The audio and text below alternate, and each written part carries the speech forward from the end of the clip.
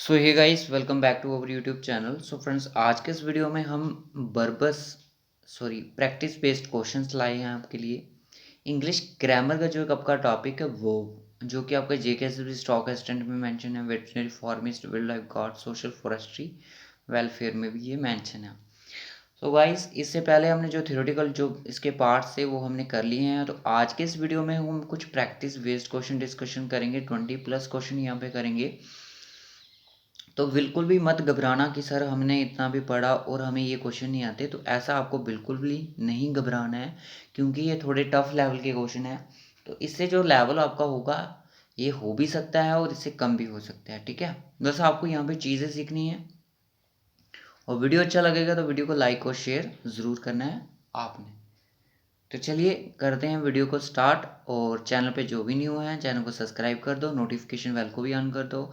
और different different social media के platform join करने के लिए लिंक आपको डिस्क्रिप्शन बॉक्स में प्रोवाइडेड है, तो आप उनको भी ज्वाइन कर सकते हो और आप हमसे पर्सनली बात भी कर सकते हो।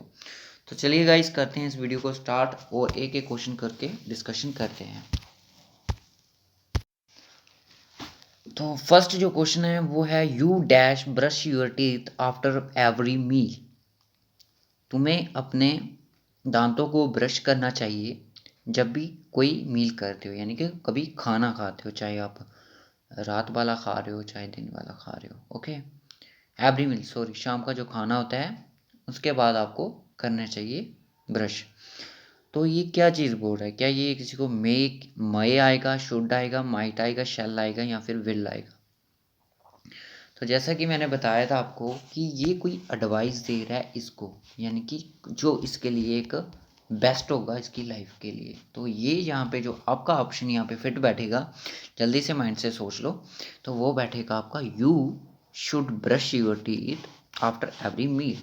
क्या आएगा यहाँ पे? शुड आएगा। ओके, तुम्हें अपने दांतों को ब्रश करना चाहिए हर मील के बाद, यानी कि जब भी तुम खाना खाते हो उसके बाद, रात के खाने की मील के बाद तुम्हें अपने दांतों को ब्रश करना चाहिए। ओके, नेक्स्ट क्वेश्चन चलिए। उसके बाद जो नेक्स्ट क्वेश्चन है वो आता है द बॉयज, लड़कों को train hard if they want to win the competitions, train hard if they want to win the competition. Boys को अच्छे से तैयार रहना चाहिए अगर उनको कंपटीशन जीतना है। तो यहाँ पे क्या आएगा? तो देखिए यहाँ पे जो आएगा वो एक पॉसिबिलिटी की बात कर रहे हैं। ठीक है, द बॉय मस्ट, तो यहाँ पे जो वर्ड फिट बैठ रहा है वो बैठ रहा है आपका मस्ट। मस्ट और जो सिंस होते हैं ये आपके कंपल्शन पॉसिबिलिटी दिखाते हैं, यानी कि वो जो होनी ही होनी है। ठीक है, जो कि मजबूरी में होनी ही होनी है। तो यानी कि जो 100% चीज़ की पॉसिबिलिटी है तो वो यानी कि होगा ही होगा, ऐसा, इसके अलावा कोई ऑप्शन ही नहीं है। मस्ट, जब मस्ट लग गया ना तो समझो इसके अलावा कोई ऑप्शन ही नहीं है, इस काम को करना ही करना है।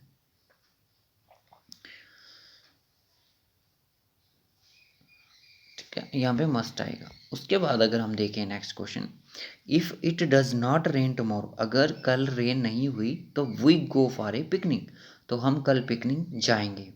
तो क्या होगा? यहाँ पे कुड आएगा। कुड तो क्यों आएगा भाई? कुड नहीं आएगा।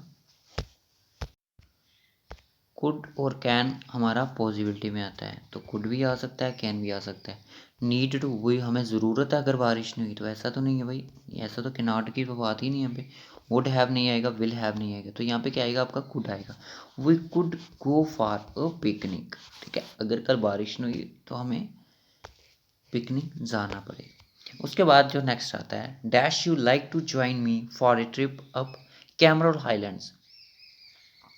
तो तुम क्या पसंद करोगे मेरे साथ जाना? एक तो ये क्वेश्चन पूछ रहा है, यानी कि इंटेरोगेटिव में है। Could you like to join me या should you like to join me, तो यहाँ पे जो आएगा वो आएगा आपका वुड। क्या आएगा? Would you like to join me और for a trip of cup Cameron Highlands की। ठीक है, तो वुड यहाँ पे राइट ऑप्शन हो जाएगा। You pay $5 if you want to take part in the contest, तो तुम्हें $5 देने पड़ेंगे अगर तुम्हें कंटेस्ट में पार्टिसिपेट करना। ये क्या बताया कि जब कंपल्शन पॉसिबिलिटी होती है, यानी कि उसके अलावा कोई ऑप्शन ही नहीं होता है। तुम्हें अगर पार्टिसिपेट करना है तो तुम्हें $5 पे करने पड़ेंगे, ठीक है। तो क्या आएगा यहाँ पे, must, you must pay $5 if you want to take part in the contest, okay. इसके बाद नेक्स्ट क्वेश्चन चलिए, I go to toilet please. तो यहाँ पे आप ये चीज़ का तो सभी को पता ही है, मैं आई गो टू टॉयलेट, क्या मैं टॉयलेट जा सकता हूँ प्लीज़, ठीक है। उसके बाद चिल्ड्रन रिस्पेक्ट देयर एल्डर्स, तो चिल्ड्रन को क्या है,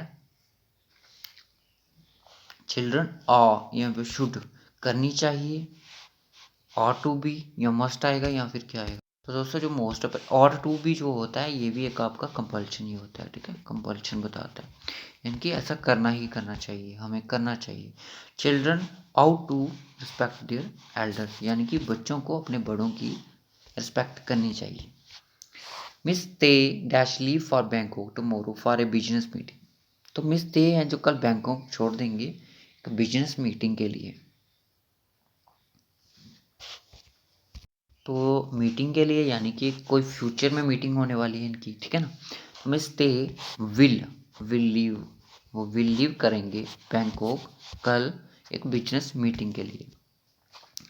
उसके बाद जो नेक्स्ट है वो देखिए, I dash take a holiday after working tirelessly on this project, तो क्या है, I take a holiday after working tirelessly,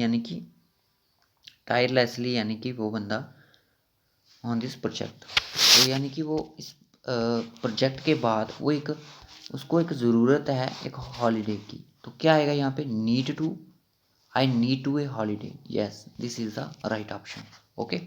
I need to take a holiday after working tirelessly on this project, बिना थके की तरह मैंने इस प्रोजेक्ट पे काम करके मुझे हॉलीडे की ज़रूरत है। Although Daniel is an obedient okay child, he dash be rebellious at times. Rebellious का मतलब होता है जो कि एक विद्रोही होता है, जिसको देशद्रोही बोलते हैं, ओके। तो ये एक उसकी एक पॉसिबिलिटी दे रहा है, ठीक है, ही कैन बी, वो बन सकता है, ठीक है, can be rebellious at time. उसके बाद देखिए, Leela not swim when she was 1 year old, तो जब लीला 1 साल की थी वो स्विम नहीं कर सकती थी, यानी कि ये उसकी एबिलिटी की बात कर रहा है, एबिलिटी के बारे में बता रहा है, ओके। जब एबिलिटी की यहाँ पे बात हो रही है, आप देख सकते हो ये पूरे मॉडल्स की है ना यूज़ होते हैं यहाँ पे। Not when he was born, तो वो उस टाइम तैर नहीं सकती थी, तो यानी कि कुड यहाँ पे यूज़ होगा, क्या होगा, लीला कुड नॉट, तो ये पास्ट की बात कर रहे हैं, ठीक है, तो कुड नॉट में यूज़ होगा, could not, okay. I borrow your pen, can I या फिर मे आई, क्या आएगा जल्दी से बताइए। परमिशन मांग रहा है तो मे आई बोरो योर पेन, ओके। उसके बाद इट्स टू कोल्ड, ये बहुत कोल्ड है, वी क्लोज द विंडो, तो यानी कि इट्स टू कोल्ड, बहुत ठंड होने के कारण वी मस्ट है यहाँ पे, तो बिल्कुल मस्ट है, तो मस्ट ही यहाँ पे फिट बैठेगा, क्योंकि कोई ऑप्शन ही नहीं है हमारे पास।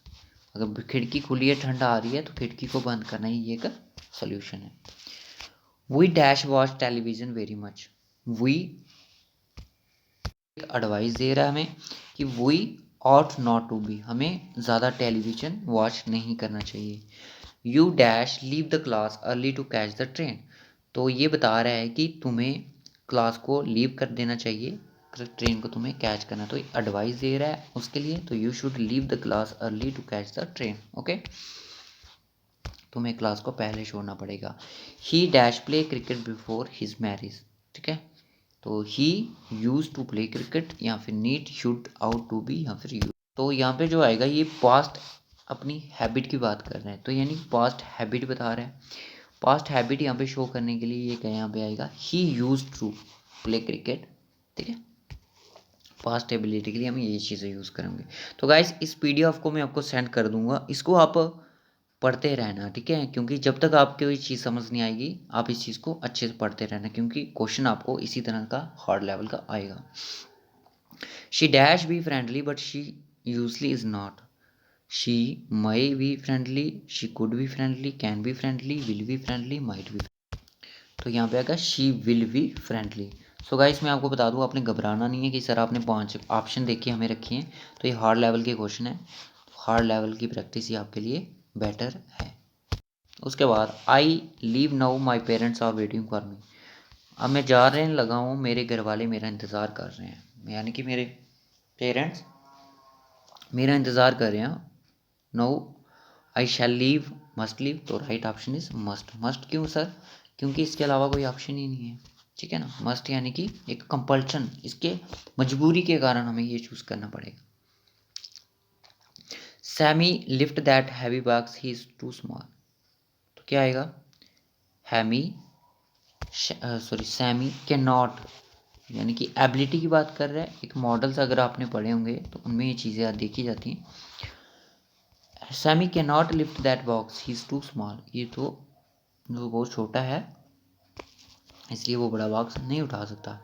You have not done so well, you have studied harder too, तो तुमने अच्छा नहीं किया। You have not done so well, तुमने अच्छा जो भी तक नहीं किया, तो तुम्हें आउट टू, यानी कि तुम्हें स्टडी हार्डर करनी चाहिए अभी, ठीक है। तो ये एडवाइस दे रहा है इसको। ही dash run faster it if he was not so lazy, तो ही,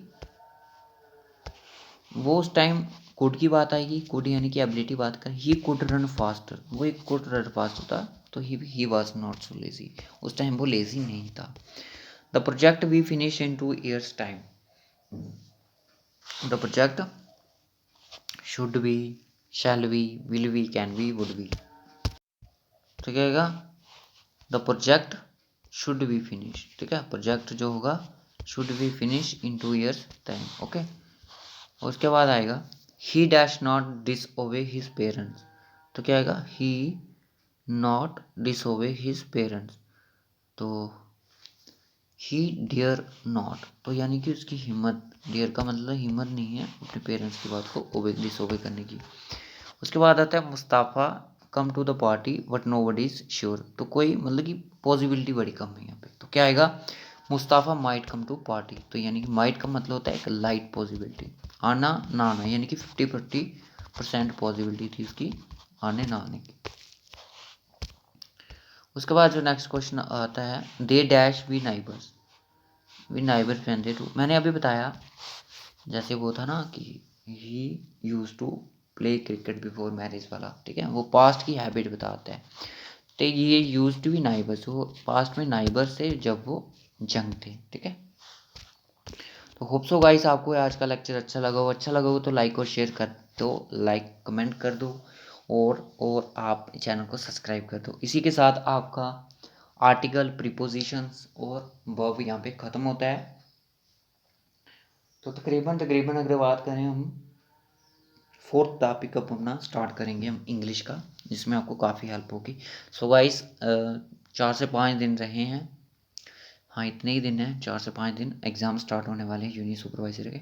तो थोड़ा आप वेट कर लो मैथ के लेक्चर्स का, ठीक है, क्योंकि मैथ का लेक्चर जो मेंसुरेशन में स्टार्ट करना है उसके ऊपर थोड़ा हार्ड लेवल का काम होगा, तो इसलिए मैं आपको इंग्लिश की और रीजनिंग की वीडियो प्रोवाइड करता रहूँगा।